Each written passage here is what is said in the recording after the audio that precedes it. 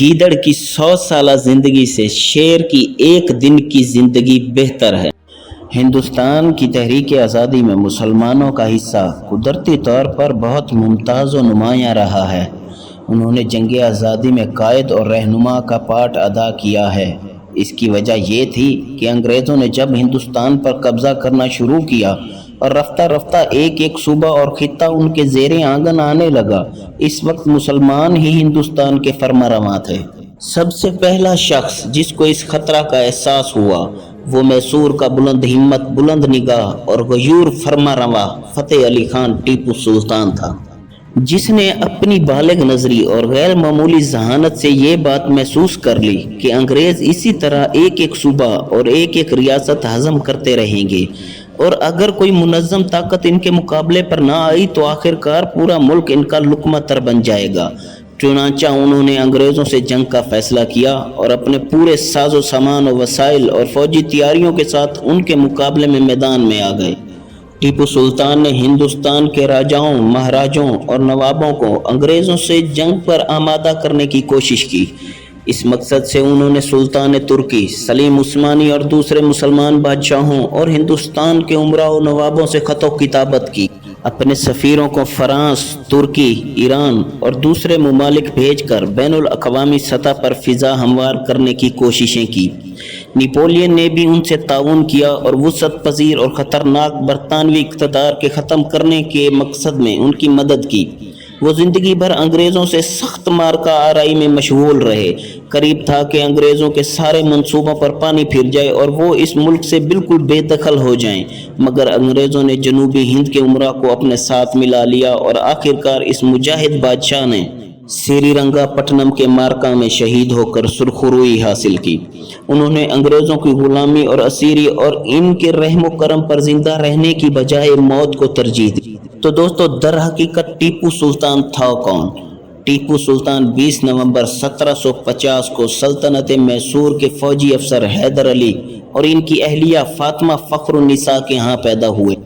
انہوں نے اس کا نام فتح علی رکھا، لیکن ایک مقامی مسلمان بزرگ ٹیپو مستان اولیاء کے نام پر ٹیپو سلطان بھی کہا۔ اس کے والد حیدر علی ایک قابل سپاہی تھے اور انہوں نے 1758 میں مرہٹوں کی حملہ آور قوت کے خلاف ایسی مکمل فتح حاصل کی کہ میسور مراٹھاؤں کے آبائی علاقوں کو جذب کرنے میں کامیاب ہو گیا۔ نتیجے کے طور پر حیدر علی میسور کی فوج کا کمانڈر ان چیف بن گیا، بعد میں سلطان، اور 1761 تک وہ ریاست کا مکمل حکمران تھا۔ 1766 میں جب ٹیپو سلطان کی عمر صرف 15 سال تھی، انہیں پہلی بار جنگ میں اپنی فوجی تربیت کا اطلاق کرنے کا موقع ملا جب وہ اپنے والد کے ساتھ مالابار حملے پر گئے تھے۔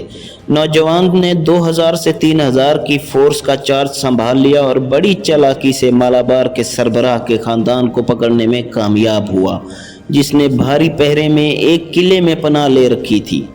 اپنے خاندان کے لیے خوفزدہ چیف نے ہتھیار ڈال دیے اور دیگر مقامی رہنماؤں نے جلد ہی اس کی مثال کی پیروی کی۔ حیدر علی کو اپنے بیٹے پر اتنا فخر تھا کہ اس نے اسے 500 گھوڑ سواروں کی کمان سونپی اور اسے میسور کے اندر 5 اضلاع کی حکمرانی سونپ دی۔ یہ نوجوان کے لیے ایک شاندار فوجی کیریئر کا آغاز تھا۔ 18ویں صدی کے وسط کے دوران برطانوی ایسٹ انڈیا کمپنی نے مقامی ریاستوں اور سلطنتوں کو ایک دوسرے اور فرانسیسیوں سے دور کھیل کر جنوبی ہندوستان پر اپنا کنٹرول بڑھانے کی کوشش کی۔ 1767 میں انگریزوں نے نظام اور مرہٹوں کے ساتھ اتحاد کیا اور انہوں نے مل کر میسور پر حملہ کیا۔ حیدر علی مرہٹوں کے ساتھ علیحدہ صلح کرنے میں کامیاب ہوا اور پھر جون میں اس نے اپنے 17 سالہ بیٹے ٹیپو سلطان کو نظام کے ساتھ مذاکرات کے لیے بھیجا۔ نوجوان سفارتکار نظام کیمپ میں تحائف لے کے پہنچا، جس میں نقدی، زیورات، 10 گھوڑے اور 5 تربیت یافتہ ہاتھی شامل تھے۔ صرف ایک ہفتے کے اندر ٹیپو سلطان نے نظام کے حکمران کو اپنا رخ بدلنے اور انگریزوں کے خلاف میسور کی لڑائی میں شامل ہونے پر آمادہ کیا۔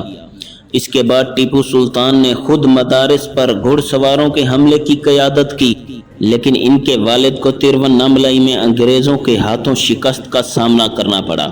اور انہیں اپنے بیٹے کو واپس بلانا پڑا۔ حیدر علی نے مونسون کی بارشوں کے دوران لڑائی جاری رکھنے کا غیر معمولی قدم اٹھانے کا فیصلہ کیا اور ٹیپو کے ساتھ مل کر اس نے 2 برطانوی قلعوں پر قبضہ کر لیا۔ میسور کی فوج تیسرے قلعے کا محاصرہ کر رہی تھی۔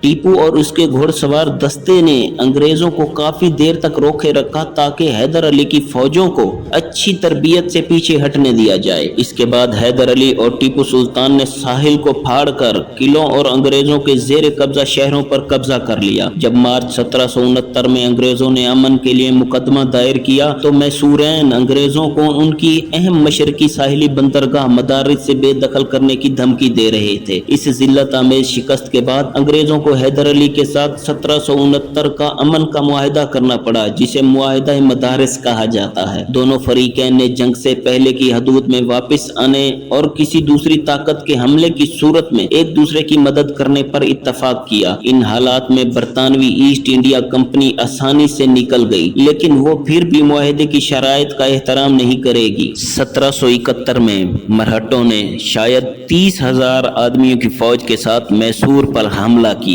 حیدر علی نے انگریزوں سے مطالبہ کیا کہ وہ معاہدہ مدارس کے تحت امداد کے اپنے فرائض کا احترام کریں، لیکن برطانوی ایسٹ انڈیا کمپنی نے اس کی مدد کے لیے کوئی فوجی بھیجنے سے انکار کر دیا۔ ٹیپو سلطان نے کلیدی کردار ادا کیا جب میسور نے مرہٹوں کا مقابلہ کیا، لیکن نوجوان کمانڈر اور اس کے والد نے پھر کبھی انگریزوں پر بھروسہ نہیں کیا۔ اس دہائی کے بعد برطانیہ اور فرانس برطانیہ کی شمالی امریکی کالونیوں میں 1776 کی بغاوت پر لڑ پڑے۔ فرانس نے بلا شبہ باغیوں کی حمایت کی۔ جوابی کارروائی میں اور امریکہ سے فرانسیسی حمایت ختم کرنے کے لیے برطانیہ نے فرانسیسیوں کو مکمل طور پر ہندوستان سے باہر نکالنے کا فیصلہ کیا تھا۔ 1778 میں اس نے ہندوستان میں کلیدی فرانسیسی ہولڈنگز جیسا کہ پانڈیچیری جنوب مشرقی ساحل پر قبضہ کرنا شروع کیا۔ اگلے سال انگریزوں نے میسور کے ساحل پر فرانس کے زیر قبضہ بندرگاہ ماہے پر قبضہ کر لیا، جس سے حیدر علی کو اعلان جنگ کرنے پر مجبور کیا گیا۔ اسی وجہ سے دوسری اینگلو میسور جنگ شروع ہوئی، جب حیدر علی نے کرناٹک پر حملے میں 90,000 کی فوج کی قیادت کی، جس کا برطانیہ کے ساتھ اتحاد تھا۔ مدارس کے برطانوی گورنر نے اپنی فوج کا بڑا حصہ سر ہیکٹر منرو کے ماتحت میسوروں کے خلاف بھیجنے کا فیصلہ کیا اور کرنل ولیم بیلی کی قیادت میں ایک دوسری برطانوی فوج کو گنٹور چھوڑنے اور مرکزی فوج سے ملنے کے لیے بھی بلایا، لیکن حیدر علی کو اس کی اطلاع مل گئی اور اس نے ٹیپو سلطان کو 10,000 فوج کے ساتھ بیلی کو روکنے کے لیے بھیج دیا۔ ستمبر 1780 میں ٹیپو اور اس کے 10,000 گھڑ سوار اور پیادہ سپاہیوں نے بیلی کی مشترکہ برٹش ایسٹ انڈیا کمپنی اور ہندوستانی فورس کو گھیر لیا اور انہیں ہندوستان میں انگریزوں کو بدترین شکست سے دوچار کیا۔ 4,000 اینگلو انڈین فوجیوں میں سے زیادہ تر نے ہتھیار ڈال دیے اور انہیں قیدی بنا لیا گیا، جبکہ 336 مارے گئے۔ کرنل منرو نے بیلی کی مدد کے لیے مارچ کرنے سے انکار کر دیا، اس خوف سے کہ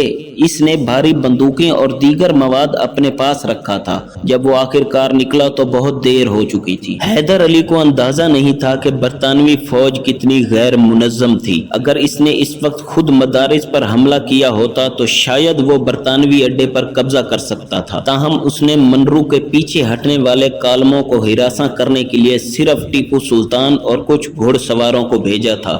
میسوریوں نے تمام برطانوی دکانوں اور سامان پر قبضہ کر لیا تھا اور تقریباً 500 فوجیوں کو ہلاک یا زخمی کر دیا، لیکن انہوں نے مدارس پر قبضہ کرنے کی کوشش نہیں کی۔ دوسری اینگلو میسور جنگ محاصروں کے سلسلے میں طے ہوئی۔ اگلا اہم واقعہ ٹیپو کی 18 فروری 1782 کو تنجور میں کرنل بریتھویٹ کے ماتحت ایسٹ انڈیا کمپنی کی فوجوں کو شکست تھی۔ بریتھویٹ ٹیپو اور اس کے فرانسیسی اتحادی جنرل لالی سے مکمل طور پر حیران تھا اور 26 گھنٹے کی لڑائی کے بعد انگریزوں اور ان کے ہندوستانی سپاہیوں نے ہتھیار ڈال دیے۔ بعد میں برطانوی پروپیگنڈا نے کہا کہ اگر فرانسیسی مداخلت نہ کرتے تو ٹیپو ان سب کا قتل عام کر دیتا، لیکن یہ تقریباً یقیناً طور پر غلط ہے۔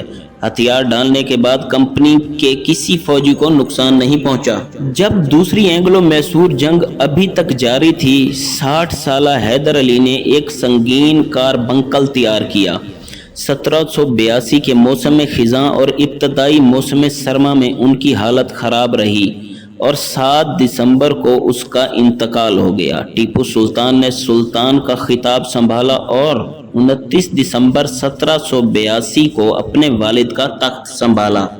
انگریزوں کو امید تھی کہ اقتدار کی یہ منتقلی پرامن سے کم ہوگی تاکہ انہیں جاری جنگ میں فائدہ ہوگا، تاہم ٹیپو کی ہموار منتقلی اور فوج کی طرف سے فوری قبولیت نے انہیں ناکام بنا دیا۔ مزید برآں برطانوی افسر فصل کٹائی کے دوران چاول کی خاطر خواہ حفاظت کرنے میں ناکام رہے تھے اور ان کے کچھ سپاہی لفظی طور پر بھوک سے مر رہے تھے۔ مونسون کے موسم کے عروج کے دوران وہ نئے سلطان کے خلاف حملہ کرنے کی حالت میں بھی نہیں تھے۔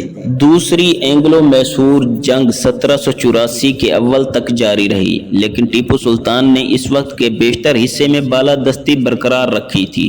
بالآخر 11 مارچ 1784 کو برطانوی ایسٹ انڈیا کمپنی نے مینگلور کے معاہدے پر دستخط کے ساتھ رسمی طور پر تسلیم کیا۔ معاہدے کی شرائط کے تحت دونوں فریق ایک بار پھر علاقے کے لحاظ سے جمود کی طرف لوٹ گئے۔ ٹیپو سلطان نے ان تمام برطانوی اور ہندوستانی جنگی قیدیوں کو رہا کرنے پر رضامندی ظاہر کی جنہیں اس نے گرفتار کیا تھا۔ انگریزوں پر 2 فتوحات کے باوجود ٹیپو سلطان نے محسوس کیا کہ برطانوی ایسٹ انڈیا کمپنی ان کی آزاد مملکت کے لیے ایک سنگین خطرہ ہے۔